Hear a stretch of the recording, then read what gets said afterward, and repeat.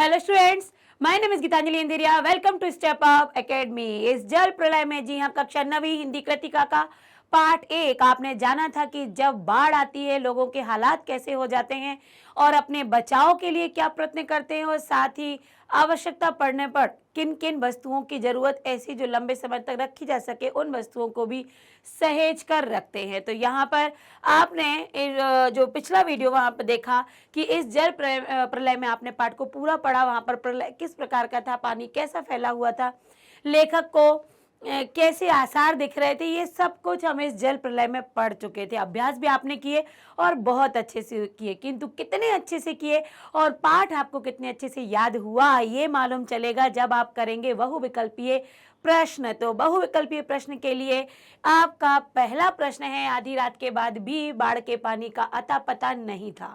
तो लेखक ने इस बात से क्या अनुमान लगाया? जब बाढ़ का पानी आधी रात तक था कि लेखक जहां रह रहे हैं वो क्षेत्र भी डूब जाएगा, तो जब पानी आया ही नहीं तो आखिर क्या हालात बने? मतलब लेखक क्या सोच रहा था कि पानी की निकासी के कारण पानी नहीं आया, मतलब पानी निकल गया, नदी के पानी का रुख मोड़ दिया गया, या इंजीनियरों ने टूटे तटबंधों की, मतलब जो नदी के किनारे टूट चुके थे उनको ठीक कर लिया होगा, या पानी की पहुंच यहाँ तक नहीं होगी। तो उन्होंने ये अंदाजा लगा लिया कि देखिए, जब ऐसे हालात बनते हैं तो लोग सक्रिय हो जाते हैं, उस क्षेत्र के लोग काम करने लग जाते हैं। तो हो सकता है इंजीनियरों ने भी किनारों को मरम्मत में ठीक कर दिया हो, किनारों को ठीक किया हो, तो पानी वहीं पर ठहरा हो।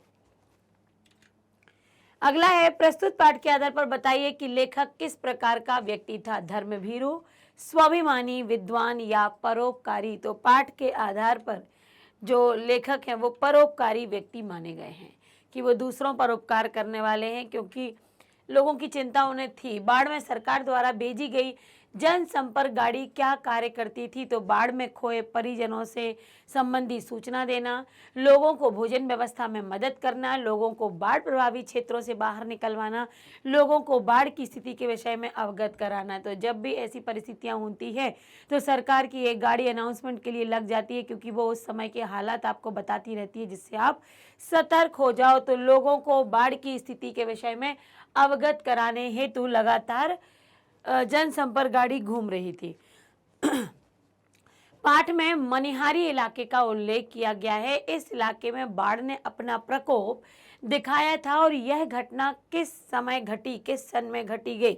तो यह घटना थी 1947, 1948, 1949 या 1950। तो 1947 की ये घटना थी मनिहारी इलाके में बाढ़ के प्रकोप की।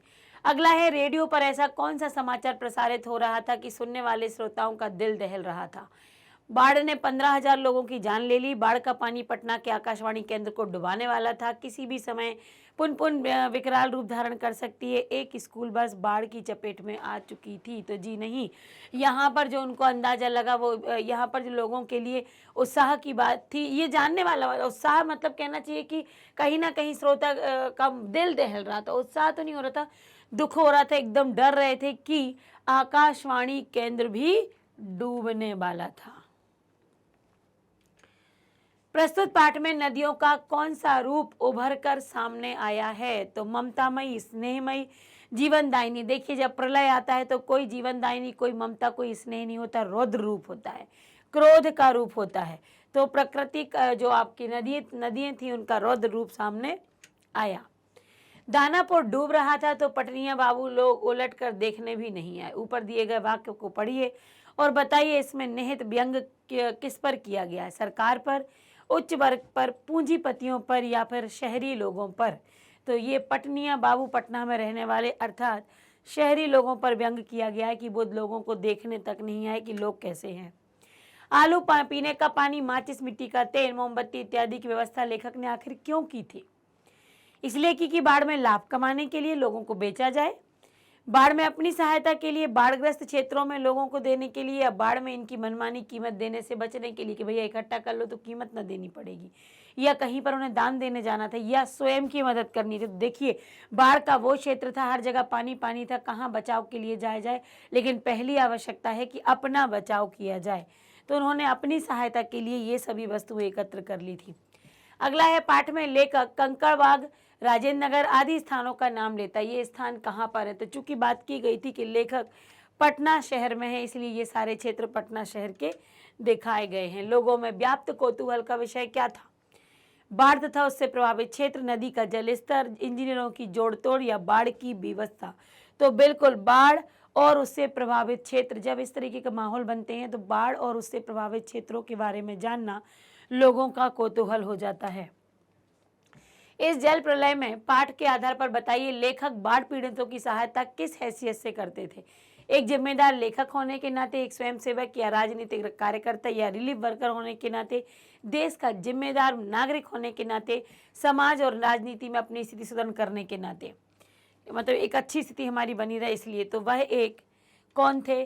स्वयंसेवक थे, राजनीतिक कार्यकर्ता और रिलीफ वर्कर के रूप में उन्होंने लोगों की, बाढ़ पीड़ितों की मदद की थी। अगला है, पाठ के आधार पर बताओ कि एक व्यक्ति द्वारा किसी घटना का सटीक वर्णन कब किया जाता है? जब उसकी लेखन क्षमता बेजोड़ हो, उसकी कल्पना शक्ति प्रभावशाली हो, वह स्वयं भुक्तभोगी हो, उसमें विषम परिस्थितियों से हृदय की गहराइयों को समझने की क्षमता हो। व्यक्ति जब लिख पाता है वह जब स्वयं भुक्तभोगी हो जाता है, जब स्वयं आप घटना के बारे में जान लेते हैं, आपकी आंखों के सामने घटना घट जाती है या हम पर वो घटना घट जाती है, तब हम उसकी कहानी, उसकी बातें और उसका सही जवाब, उसके बारे में सही सही बातें तभी बता पाते हैं जब हम स्वयं उससे जूझ लेते हैं। हकीकत से सामना होने के कारण, जीवन से मोह होने के कारण, अपनों को खोने के डर के कारण, अपने खराब भविष्य के विषय में सोचने के कारण, या उपरोक्त सभी।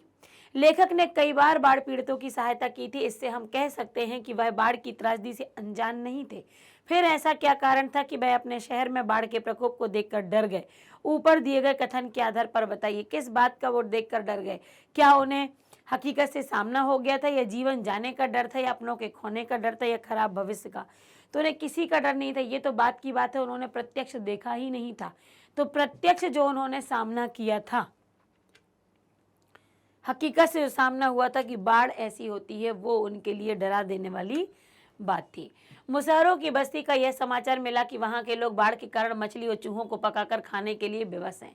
परंतु वहां जाकर लेखक देखता है कि लोगों के चेहरों पर बाढ़ की त्रासदी दिखाई नहीं देती, अपितु वे लोग तो बलवाही नाच का आनंद ले रहे हैं। एक जो क्षेत्रीय भाषा का प्रमुख नृत्य होगा वो नाच रहे हैं, बल्कि ऐसा कुछ भी नहीं है कि लोगों को डर हो। ऊपर दिए गए गद्यांश को पढ़कर बताइए, इस गद्यांश से हमें क्या शिक्षा मिलती है? विषम परिस्थितियों में दिल बहलाने से बल मिलता है। विषम परिस्थितियां जीवन को समाप्त नहीं कर सकती। विषम परिस्थितियों में भी संयम बनाए रखना चाहिए, या विषम परिस्थितियां मनुष्य के साहस के आगे घुटने टेक देती हैं। तो विषम परिस्थितियों में भी मनुष्य के जो विषम परिस्थितियां मनुष्य के साहस के आगे, परिस्थितियां कितनी भी विपरीत हुई, यदि हम हिम्मत बनाए रखते हैं तो परिस्थितियों को भी पलटना पड़ता है। अगला है, बाढ़ के समय में पका ही घाव, मतलब घाव जो पक जाते हैं की बीमारी लोगों में अधिक होती है।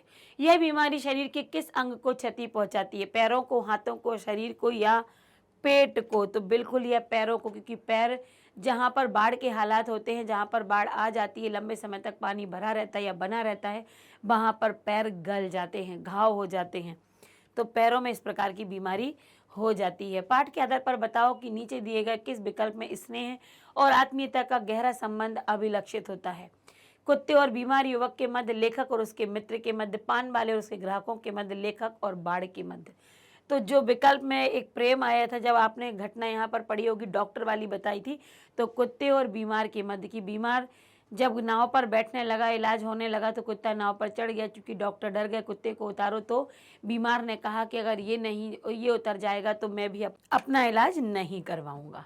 ठीक, तो कुत्ते और बीमार के मध्य।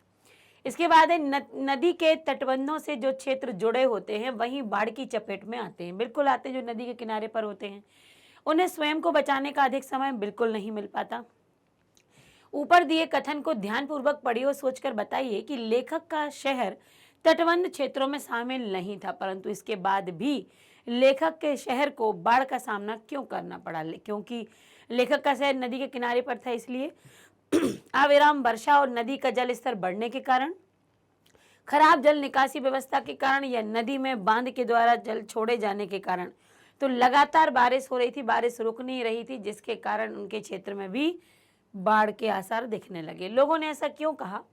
इनकम टैक्स वालों को इसी मौके पर कारोबारियों के घर पर छापा मारना चाहिए, क्योंकि सभी इसी समय अपना दबाया हुआ धन बाहर निकाल रहे थे, क्योंकि इस समय सरकार को पैसों की बहुत आवश्यकता होती है, क्योंकि वह इस समय वे कहीं भाग नहीं सकते, और बस क्योंकि बाढ़ में सब नष्ट होने वाला था, क्योंकि सभी इसी समय अपना दबाया हुआ धन बाहर निकाल रहे थे।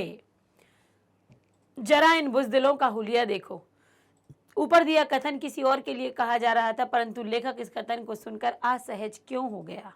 दूसरों का उपहास उड़ाना उसे अच्छा नहीं लग रहा था, यह कथन उसे अपमानजनक लग रहे थे। दूसरों की स्थिति न समझते हुए उन्हें इस तरह संबोधित करना उचित नहीं था। इस कथन में लेखक को स्वयं की झलक मिल रही थी। तो लेखक को इसलिए बुरा लगा क्योंकि स्वयं की झलक मिल रही थी, क्योंकि वो जाने से डर रहे थे, इसलिए वहां पर क्या है, बुज़दिल शब्द का प्रयोग किया गया, जो कि लेखक को अच्छा नहीं लगा। तो यहाँ पर आप कह सकते हैं कि जल प्रलय को आपने पूरे तरीके से समझ लिया, प्रत्यक्ष रूप से देख लिया, कोने कोने में आप झांक कर आ गए, क्योंकि बहुविकल्पीय प्रश्नों के उत्तर आप दे पाए। तो अब जाकर पाठ समाप्त हुआ, और इसी तरह की हमारी श्रृंखला बनी रहेगी कि पाठ को पढ़ना, अभ्यासों को करना, अभ्यासों के बाद बहुविकल्पीय प्रश्नों को करना, ये क्रम चलता रहेगा। तो हर पाठ के बहुविकल्पीय प्रश्न के लिए तैयार रहिए, हमारे साथ जुड़े रहिए, बने रहिएगा, क्योंकि हर पाठ लेकर आएगा अपने साथ बहुत कुछ, और आप भी सीख पाएंगे और कर पाएंगे परीक्षा के पहले ही परीक्षा की तैयारी।